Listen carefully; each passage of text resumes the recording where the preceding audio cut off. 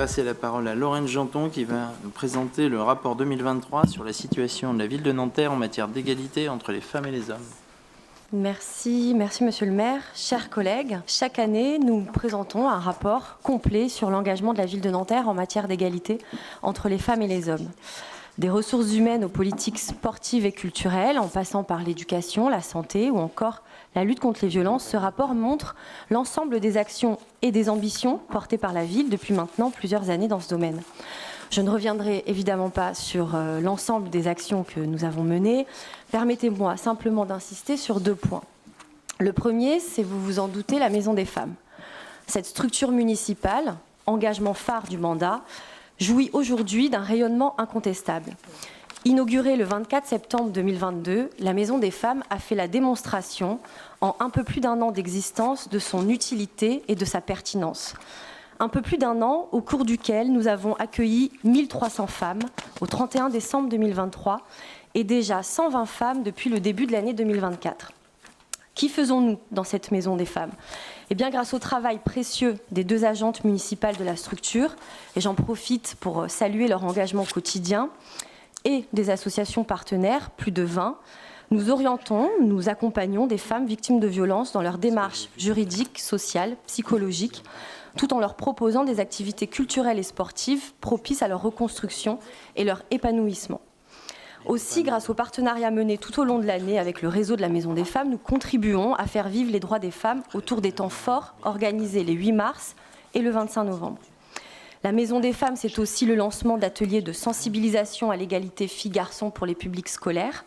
Le succès de ces ateliers est la preuve qu'il y a un véritable besoin et des attentes fortes de la communauté éducative, dans un contexte où le ministère préfère consacrer ses ressources et son énergie à contrôler les tenues des élèves plutôt qu'à recruter des professeurs en nombre suffisant ou encore à veiller à la bonne application de la loi de 2001 sur l'éducation à la vie affective et sexuelle. Les chiffres nationaux sont sans appel. Selon l'inspection générale, seuls 15% des écoliers et lycéens ont bénéficié des 3 séances annuelles imposées par la loi et au collège, cela concerne seulement 20% des élèves. Au vu du nombre de sollicitations des professionnels d'une part et du nombre de femmes qui franchissent la porte de la Maison des femmes, nous avons eu raison. Nous avons eu raison de mettre des moyens au service de la protection des femmes. Nous avons eu raison d'outrepasser nos compétences légales en tant que collectivité locale pour permettre aux femmes de tous les quartiers de Nanterre et même au-delà de notre commune de trouver en ce lieu l'espace bienveillant et reposant qui leur permettra de tenir, de reprendre le souffle afin de pouvoir sortir du cercle infernal des violences. Nous avons eu raison, en somme, de pallier aux errements et aux défaillances de l'État sur ce sujet fondamental qui relève de la santé publique. Le deuxième point, c'est la place des femmes dans notre espace public. Les noms de rues dans une ville disent en quoi nous croyons. Elles disent qui nous sommes, ce dont nous nous souvenons et ce que nous voulons pour l'avenir. Nanterre dit nettement qu'elle se souvient des femmes d'hier et qu'elle soutient celles de demain. À travers la délibération du Conseil municipal du 26 juin 2023, nous avons mis à l'honneur des femmes de tous horizons qui ont marqué leur temps par leur audace, leur combativité, leur engagement au service d'une société plus éclairée et plus égalitaire. Le nombre de voix portant des noms de femmes dans notre ville a ainsi doublé et est plus de 3 fois plus important que la moyenne nationale. C'est un progrès qui en appelle d'autres, mais dont nous sommes fiers. Il s'agit en effet de réparer une injustice considérable, la moitié de l'humanité rendue invisible dans l'espace public, mais aussi d'offrir aux filles et aux femmes de notre ville des modèles vers lesquels elles pourront se projeter. Oui, mesdames, vous pouvez être de grandes scientifiques, repoussant sans cesse les limites de la connaissance humaine comme l'a été Madeleine Pelletier. Oui, mesdames, vous pouvez militer pour changer le monde, en finir avec les injustices, faire gagner la liberté et l'égalité comme l'ont fait Gisèle Halimi, Gerty Archimède, Olympe de Gouges, Adélaïde Tablon ou encore Joséphine Baker. Oui, mesdames, vous pouvez créer de grandes œuvres d'art comme Clara Schumann, Berthe Morisot, Alma Mahler ou encore Camille Claudel. De ces œuvres qui nous touchent parce qu'au fond, elles nous parlent de ce qui est grand et beau. Oui, mesdames, vous pouvez devenir de grandes sportives, animées par le dépassement de soi, comme Alice Mia et Marie Marvin. Vous pouvez être qui vous voulez, aucun objectif n'est inaccessible, comme ont su le démontrer toutes ces femmes que nous avons décidé de mettre à l'honneur. Et demain, c'est vous, à votre tour, qui écrirez l'histoire de notre ville. Toutes ces actions, nous continuerons de les développer en 2024. Nous continuerons de porter les valeurs d'une ville pour toutes et tous, une ville solidaire, une ville féministe, où chacun, chacune a le droit de vivre sa vie dignement, de choisir sa vie librement, en paix, à l'écart des violences et des préjugés insidieux qui s'acharnent à détruire. Nous défendons ces valeurs pour accompagner la grande vague féministe qui traverse notre ville et notre pays, mais fait face également aux vestiges d'idéologie passéiste. Le dernier rapport du Haut Conseil à l'égalité sur l'état du sexisme en France l'atteste. Un quart des hommes de 25 à 34 ans, des jeunes hommes donc, estiment qu'il faut parfois être violent avec les femmes pour se faire respecter. 40% d'entre eux estiment normal que les femmes arrêtent de travailler pour s'occuper de leurs enfants. Vous l'aurez compris, le combat pour l'égalité ne s'arrête jamais. Il est permanent et la ville de Nanterre n'entend pas le mener seule. Il nous faut être nombreux et nombreuses dans la bataille pour la gagner. Je tiens d'ailleurs à remercier l'ensemble des associations qui s'engagent chaque jour en faveur de ce même objectif, avec des moyens bien souvent insuffisants. Je me félicite également des efforts, enfin, que le département des Hauts-de-Seine a décidé de réaliser dans le cadre de son récent plan d'action pour l'égalité femmes-hommes. En revanche, il est assez incompréhensible qu'à ce jour, la Maison des femmes ne reçoive aucune subvention de ce dernier, et ce n'est pas l'argent qui manque au département.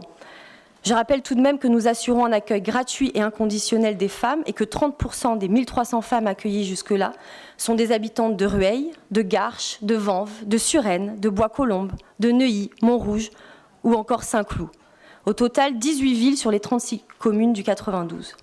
Notre demande est donc légitime et nous continuerons d'exiger du département son soutien financier pour la Maison des femmes. Du côté de l'État, on peut également se réjouir des conquêtes obtenues en matière des droits des femmes grâce à l'infatigable mobilisation des associations féministes, une fois encore. Mais il me semble qu'il ne suffit pas de clamer, 2 mandats de suite, que l'égalité femmes-hommes est une grande cause nationale pour qu'elle soit effective. Cette promesse présidentielle s'appuie en réalité sur des miettes de budget, 50 millions sur les 450 milliards, soit à peine un peu plus d'1% du budget national. Or, ce dont nous avons besoin, ce sont de moyens. Il faut des moyens pour mieux former la police à la prise de plainte et à la lutte contre les violences. Un rapport du ministère de l'Intérieur de janvier 2024 nous dit que les violences sexistes et sexuelles ont augmenté de 8% en 2022 et de 10% en ce qui concerne les viols et les tentatives de viol. Nous avons donc besoin de moyens dans la justice pour soutenir les tribunaux. Nous avons besoin de moyens pour créer des places d'hébergement d'urgence pour les victimes. Nous avons besoin de moyens pour appliquer la loi de 2001 sur l'éducation à la vie affective et sexuelle, comme je l'évoquais tout à l'heure. L'augmentation des salaires des infirmières scolaires n'y suffira pas. Il en faut pour financer un vrai service public de la première enfance également, avant d'encourager les femmes à réarmer démographiquement le pays et de se contenter d'une réforme régressive du congé parental, peut-être faudrait-il d'abord résoudre le manque de places d'accueil pour les enfants de moins de 3 ans. Bref, les chantiers restent nombreux. Je ne doute pas que certains ici s'empresseront de venir défendre l'action ou l'inaction de ce gouvernement en lui prêtant des velléités révolutionnaires en matière d'égalité femmes-hommes. Je me permets simplement de rappeler qu'une révolution, cela se fait avec les classes populaires, avec les millions de femmes et d'hommes ordinaires qui habitent notre pays, qui travaillent dur, qui sont en première ligne de toutes les crises. Agir sans ces millions de femmes et même contre elles, en leur reprochant de mal élever leurs enfants, par exemple, comme l'a fait Elisabeth Borne suite aux émeutes, ce n'est pas une révolution, c'est un intermède publicitaire.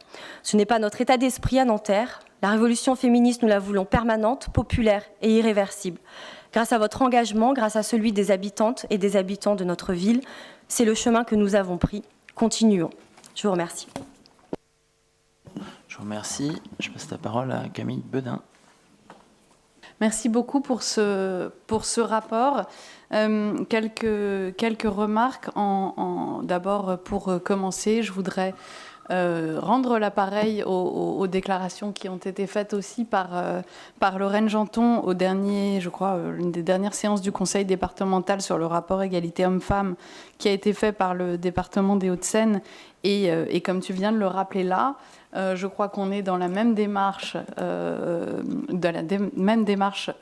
très favorable et volontariste en faveur de cette thématique, qu'on peut tout à fait s'entendre sur une très très large partie des sujets qui concernent l'égalité entre les femmes et les hommes, que c'est aussi un signe positif qu'on envoie à nos concitoyens, aux habitants, sur le fait qu'il y a des thématiques sur lesquelles on peut travailler ensemble et qu'on peut très bien s'entendre au-delà des clivages sur des thématiques sociétales profonde, majeure. Et donc ça, c'est le premier point. Et pour continuer sur ce rapport-là, fait par la ville de Nanterre, par vos services sur les politiques qui sont menées ici à Nanterre, pour avoir consulté et échangé avec beaucoup de villes dans le département. Nanterre est effectivement sur ce point une ville extrêmement volontariste. Et il faut saluer la politique qui est menée, et notamment sous ton impulsion, Lorraine, depuis le début de ce mandat-ci. Sur ce sujet, pour évacuer cette question qui est absolument pas taboue et qu'il faut qu'on pose du subventionnement de la Maison des Femmes par le Conseil départemental des Hauts-de-Seine, je sais que c'est un sujet sur lequel vous êtes revenu encore dernièrement et sur lequel on n'arrête pas de dire qu'on est 100% d'accord pour financer, que simplement, il faut nous dire quoi financer, c'est tout. Premier point. Et le deuxième point, mais précisément, on finance un ETP, 2 ETP, on finance un projet, on finance quoi précisément? C'est juste voilà, je ne sais pas évaluer de combien, juste un dossier, quoi, enfin un truc très simple. Et par ailleurs, il est à noter quand même que les associations, je pense à la FED, je pense à CIDFF, interviennent dans la Maison des Femmes, sont financées par le Conseil départemental, et que je leur ai dit la même chose d'ailleurs. Je l'ai dit à la FED il y a encore 15 jours ou 3 semaines. Si vous intervenez dans ce cadre-là et que vous avez besoin pour ces interventions-là de subventions complémentaires, là aussi, faites la demande au Conseil départemental et on vous épaulera, bien sûr. L'optique dans laquelle nous sommes, et je pense que vous pouvez entendre, aujourd'hui, après avoir lancé un observatoire sur le sujet il y a 1 an, ça fera 1 an au mois de mars, c'est d'analyser, d'auditer précisément quels sont les besoins sur ce sujet comme sur beaucoup. Là, on a un énorme groupe de travail sur l'hébergement des femmes victimes de violences, le logement pérenne de ces femmes également, et que d'ici quelques semaines, on va remettre un rapport très clair pour savoir de combien de logements ou d'hébergements de places il y aurait besoin, quelles sont les insuffisances, comment on peut financer. Et donc, le sujet, il n'est pas de mettre de l'argent sur la table. Effectivement, on peut et on va le faire. Le sujet, il est où le mettre, combien et pourquoi faire précisément. Donc, je renouvelle, et je t'ai appelé il y a encore 15 jours pour le savoir, Lorraine, je renouvelle un appel là, présentez un projet, et évidemment qu'on l'examinera avec une très grande bienveillance. Tout dernier point, permettez-moi de noter que vous acceptez et vous reconnaissez qu'il est très nécessaire parfois d'agir là où il y a une défaillance ou une insuffisance de l'État et de sortir de ses prérogatives. Je pense que c'est formidable que vous le fassiez sur ce sujet et que ça pourrait tout à fait être fait sur d'autres sujets. Par exemple, celui de la sécurité, où là aussi il y a une grosse défaillance de l'État. Et là aussi, on pourrait trouver d'autres façons complémentaires et nouvelles d'agir. En tout cas, je vous remercie pour ce rapport et merci aux services. Pour commencer, je souhaite moi aussi remercier les services et Lorraine Janton pour la grande qualité de ce rapport annuel très complet sur la situation de la ville de Nanterre en matière d'égalité entre les femmes et les hommes. Il donne à voir la double volonté de la ville de lutter contre les violences faites aux femmes et de promouvoir l'égalité femmes-hommes. Cette politique volontariste de promotion de l'égalité femmes-hommes se retrouve dans toutes les actions et réflexions de la municipalité, que ce soit en matière de politique culturelle, sportive, d'action sociale, de santé, de prévention, etc. Elle s'adresse à tous les publics avec une attention particulière pour la jeune génération. Elle est évidemment au cœur de la politique RH de la ville pour ce qui concerne les recrutements, les formations ou les promotions. Parmi les actions fortes de la ville, je veux m'arrêter un court instant sur la Maison des Femmes qui, en à peine 1 an d'existence, est déjà repérée comme un lieu d'accueil et de soutien aux femmes. Les chiffres du rapport sont éloquents. 800 appels ou passages depuis son ouverture, environ 10 demandes par semaine, dont 80% portent sur des sujets de violence. Elle devient, cette Maison des Femmes, aussi un lieu repère pour promouvoir l'égalité femmes-hommes, la lutte contre les violences faites aux femmes, par ses débats, ses relations avec les institutions, dont l'éducation nationale, les associations, etc. Un tel bilan en si peu de temps est la démonstration que cette structure est vitale, que les besoins en matière d'aide aux femmes dans notre pays sont énormes. Les femmes n'ont pas besoin de campagne d'affichage, elles ont besoin d'actes. Quel est le bilan de la soi-disant grande cause du quinquennat annoncée par Emmanuel Macron? Elle n'aura pas tenu 5 ans si l'on en juge le discours de politique générale de Gabriel Attal ou encore l'éviction de la majorité des femmes du nouveau gouvernement et des ministères régaliens. Surtout, aucune mesure forte n'a été prise dans le premier comme dans le deuxième quinquennat pour promouvoir l'égalité femmes-hommes et lutter contre les violences faites aux femmes. Pas de mesures en matière d'égalité salariale. Pas de mesures pour réduire le travail précaire, pour aider les associations, pas d'évolution des procédures policières ou de justice, ou même de formation en la matière. Même la parole des femmes victimes est déconsidérée par le président de la République. Certes, nous sommes satisfaits qu'il y ait un accueil spécifique des femmes victimes de violences au commissariat de Nanterre, que le parquet de Nanterre ait décidé de multiplier les poursuites en ce domaine. Mais cela ne doit pas nous faire oublier le manque de moyens général pour les services publics, à commencer par le nombre de postes non pourvus au tribunal judiciaire de Nanterre et dans un certain nombre de tribunaux. Les solutions d'aide aux femmes victimes de violences sont trop insuffisantes aujourd'hui. Il y a un manque criant d'hébergement d'urgence et de logement qui oblige ces femmes à choisir entre dormir à la rue avec leurs enfants, tout abandonner, travail, école, amis, famille, pour aller vivre très loin ou retourner vivre avec leur agresseur. Et la situation va encore s'aggraver si le gouvernement met en œuvre son projet de détricotage de la loi SRU. Les associations, la justice, par faute de moyens, sont dépassées. On reste dans l'affichage. Même la Maison des femmes de Nanterre, pourtant inaugurée par la ministre aux droits des femmes de l'époque, n'a touché à ce jour aucune subvention de l'État. Même quand les villes essayent de proposer des moyens d'action, l'État n'y met pas les moyens. Et que dire du conseil départemental le plus riche de France, qui chaque année annonce des excédents records? Alors qu'il a en charge l'aide sociale, la solidarité entre les territoires, le conseil départemental a refusé jusqu'à ce jour de voter une subvention pour la Maison des femmes. Si au moins les moyens étaient, parce qu'on nous dit que c'est une question de dossier, mais si au moins les moyens étaient dépensés dans des structures départementales d'aide aux femmes, nous pourrions nous en consoler. Quelques moyens ont été mis, enfin, pour un observatoire départemental des violences faites aux femmes. Nous ne pouvons que saluer cette initiative demandée depuis plus de 10 ans par les élus départementaux de gauche. Mais le compte n'y est pas, compte tenu des besoins énormes en la matière et des moyens importants du département. Surtout quand le conseil départemental fait le choix de refuser une subvention à la Maison des femmes de Nanterre et accorde 20 000 € de subvention de fonctionnement à la Maison des familles de Suresnes, qui n'a même pas 1 an d'existence et donc aucun rapport d'activité. Mais j'imagine qu'ils avaient un bon dossier. On reconnaît là toute la philosophie de la droite des Hauts-de-Seine qui préfère subventionner une maison des familles dont l'accès est réservé aux Suresnois s'ils payent une cotisation de 15 €, plutôt que d'aider une maison des femmes ouverte à toutes, sans cotisation.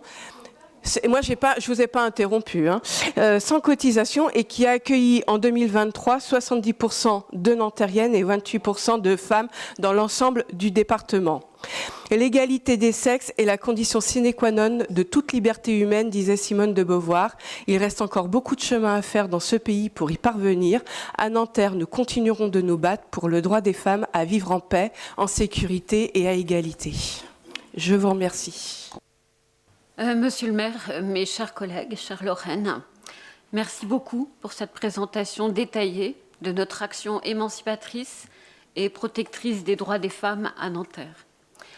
En moins de 2 ans, et alors que nous disposons de ressources financières limitées, avec un département qui, une fois de plus, n'est pas à la hauteur des enjeux, la Maison des femmes est devenue rapidement un lieu repère pour de nombreuses femmes. Notre action pour l'émancipation des femmes, aux côtés des associations de défense de leurs droits et des centres sociaux et culturels, est d'autant plus nécessaire que la situation demeure alarmante. À l'international, 41% des femmes en âge de procréer vivent dans une région du monde où la législation sur l'avortement est restrictive. En France, les crispations et les atermoiements auxquels nous assistons de la part de la droite conservatrice pour empêcher la sanctuarisation de ce droit dans la Constitution sont révélatrices de la fragilité de ces acquis, bien qu'ils soient encore perçus comme irréversibles.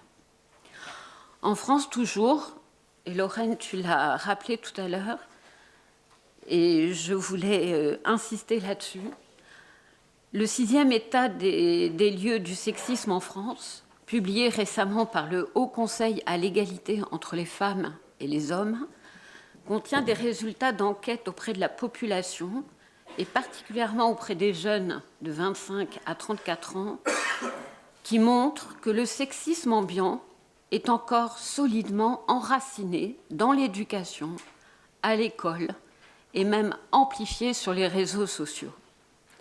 Ainsi, 9 femmes sur 10 ont déjà renoncé à des actions ou modifié leur comportement pour ne pas être victimes de sexisme. Chez les hommes, l'idée que le féminisme menace leur place progresse également. Elle est partagée par 37% d'entre eux, proportion qui a progressé de 3 points par rapport à l'année dernière. Autre sujet d'inquiétude, certains marqueurs sexistes sont plus prononcés chez les 25-34 ans. Et Lorraine, j'ai fait la même remarque que toi, mais je pense que c'est important de le répéter. 1/4 des hommes de 25 à 34 ans pensent qu'il faut parfois être violent pour se faire respecter. Les jeunes femmes sur cette même tranche d'âge ressentent plus fortement la division des rôles sociaux. 58% pensent qu'une femme doit faire passer sa famille avant sa carrière professionnelle. Elles sont 46% pour l'ensemble des femmes, tous âges confondus. Les résultats de ce 6e rapport montrent une progression dans les mentalités d'une réassignation des femmes à la sphère strictement domestique. Par exemple, plus de 50% de la population trouve normal ou positif qu'une femme cuisine tous les jours pour toute la famille. Je termine en rappelant que Le deuxième sexe de Simone de Beauvoir a été publié en 1949, au siècle dernier. Et en constatant que la tâche commencée par les pionnières des droits des femmes pour déraciner les schémas sexistes mentaux véhiculés par l'éducation, l'école et les réseaux sociaux demande encore toute notre mobilisation. Je vous remercie. Merci. Je passe la parole à Samia Boussissi. Merci Lorraine pour ce rapport. Moi j'aimerais juste revenir un petit peu, je vais être très terre à terre, je vais revenir simplement sur un point. J'aimerais, puisqu'on parle d'égalité homme-femme, je voudrais revenir déjà sur les violences faites aux femmes, puisque ça a été mis en avant, les violences faites aux personnes vulnérables et les violences sexistes.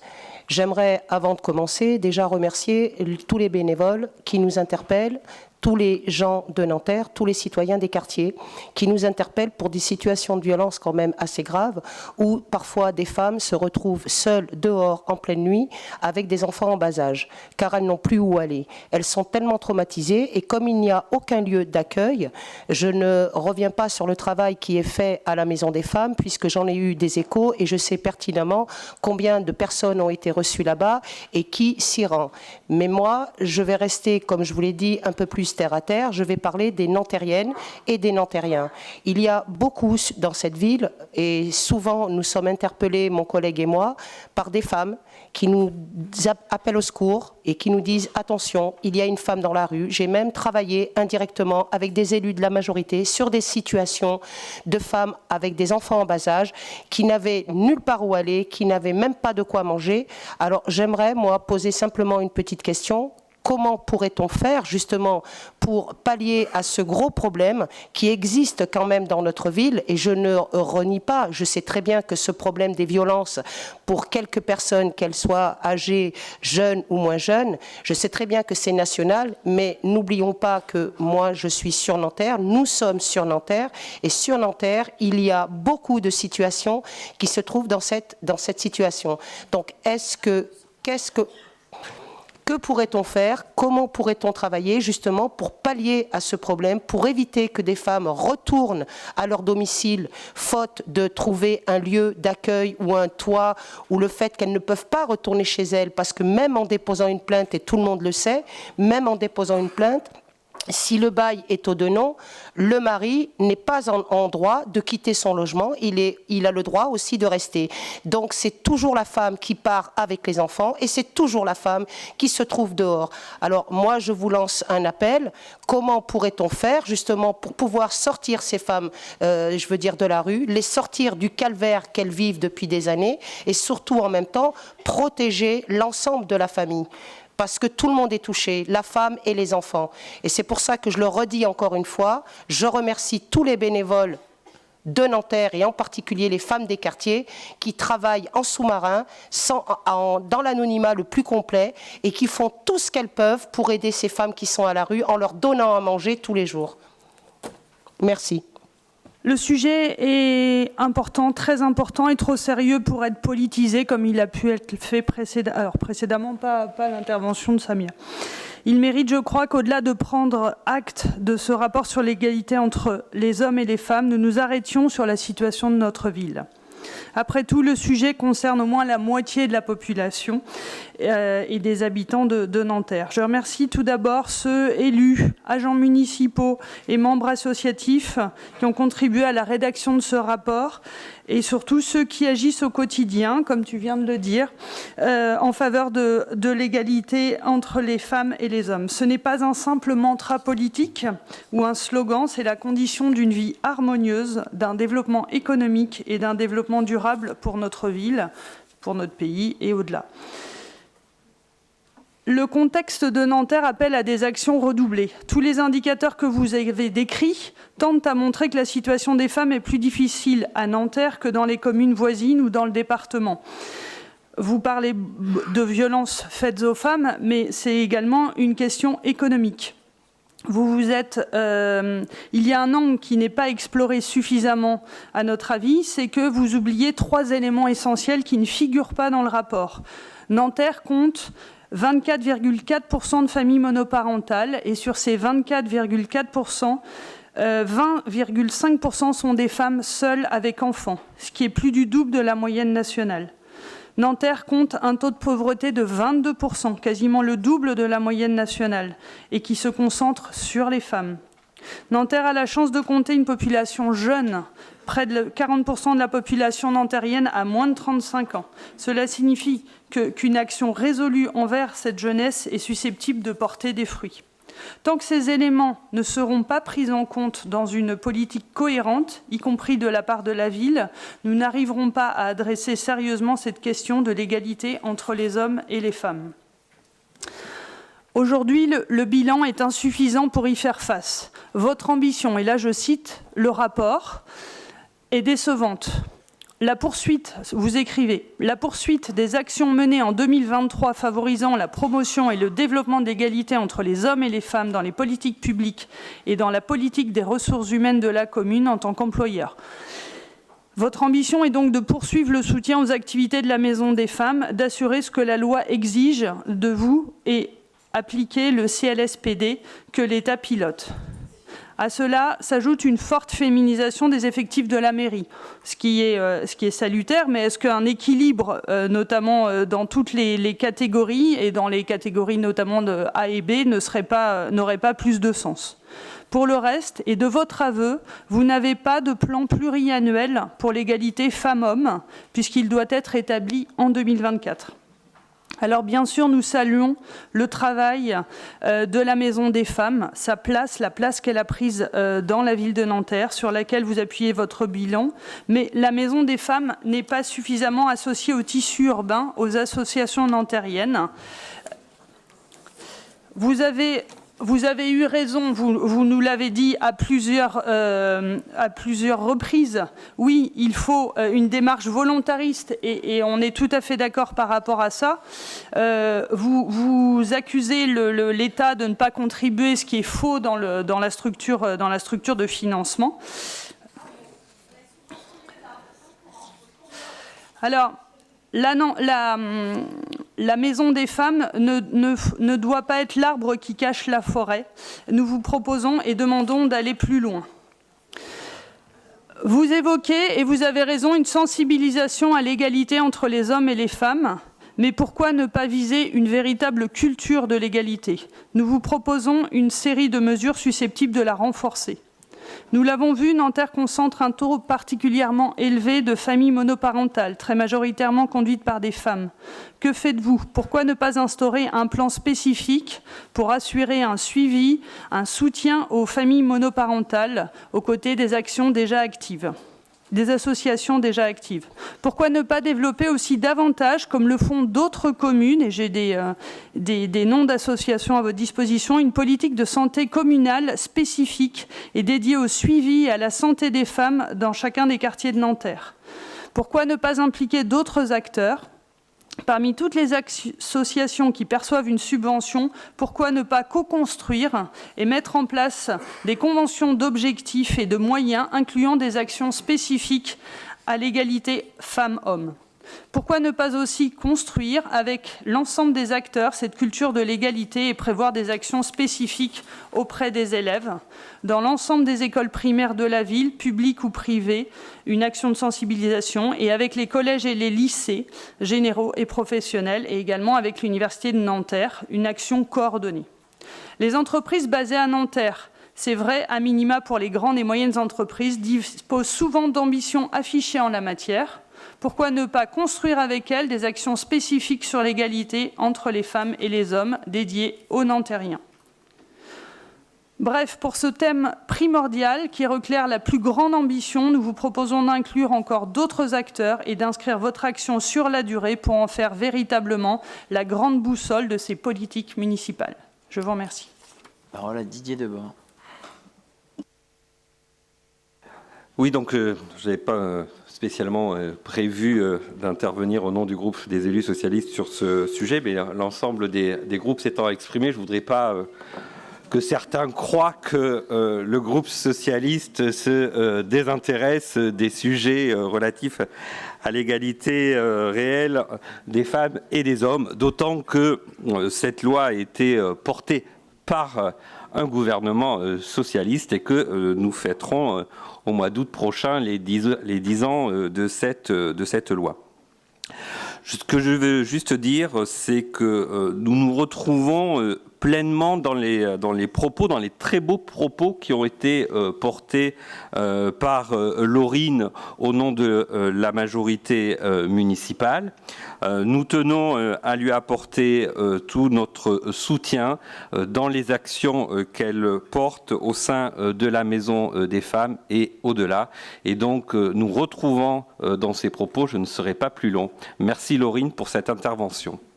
Je n'avais pas non plus l'intention de prendre la parole, mais là, je suis un peu, assommée. Et pas assommée par les propos qui ont été tenus par les uns et les autres, mais par les avant-derniers propos, et entre autres de Mme Faugas. Et je lui proposerai simplement de faire remonter l'ensemble de ces propositions au gouvernement, qui se fera un plaisir effectivement de les mettre en avant et de nous aider dans cette politique.